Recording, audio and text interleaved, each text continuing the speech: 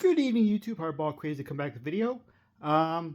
Doing a quick video today. I'm going to only show 3 cards. Only have 2 cards beyond this one I want to show, and sort of start a little bit of a side PC, I guess, of something I kind of enjoy. And I'm going to start, as you see by the title, I'm going to start a bunting collection. No, I'm not talking about this type of bunting, the baseball strategy. I guess it has love-hate relationship with people. Either you love it or hate it, or maybe some are indifferent, but there's people who hate the bunt, there's people who love the bunt. But I digress there. I'm not talking about this type of bunting. I am more or less talking about this type of bunting, where the U.S. flag celebratory bunting. I like to find cards that has bunting in the background. I have 2 cards. I know of a third one, which is on my PC, is a vintage one, probably the most famous one in the hobby. This is the 2001 Topps Gold Variations of Ramon Hernandez, former A's catcher. I always liked him as a rooted for him. He was a catcher of the Oakland A's team with Zito, Mulder, and Hudson. I don't think he gets enough credit for or due for being a part of that success with the Oakland A's, but I digress there also.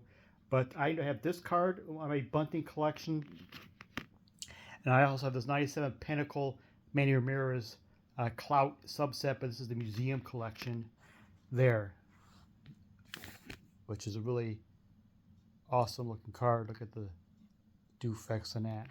So these are my 2 cards in my bunting PC. I know of the 41 play ball Gehringer, Charlie Gehringer. What other cards do you know of that has bunting? This celebratory type of bunting. As I was looking up, I give you a quick history lesson in the history of this bunting. Bunting started off in the 17th century with the British. They used buntings, draping flags over their vessels and ships to declare their allegiance in the seas, show that they were British ships and vessels. So that's where bunting began. As the U.S.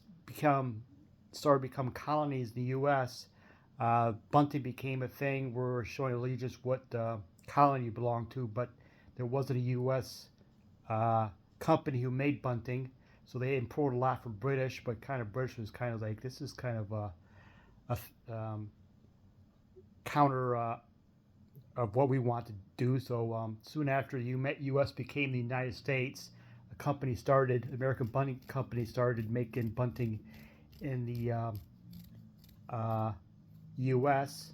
for the colonies and such.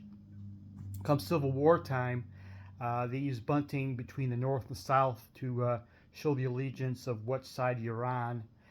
Post-Civil War, it became the red and white blue bunting as we kind of know today, and it's become a thing since Civil War. The red, white, and blue show America bunting and such. That's a quick history lesson of bunting, Cliff Notes version. But these are my 2 bunting cards. I'd like to know if, and I'm not aware of any others besides the Charlie Gehringer 1941 play ball. So if you guys have any bunting cards to share or tell me about in the comments, I'd like to hear about them. Maybe I'll add them to my PC. That's all I have for today. Thank you for watching. Have a good night.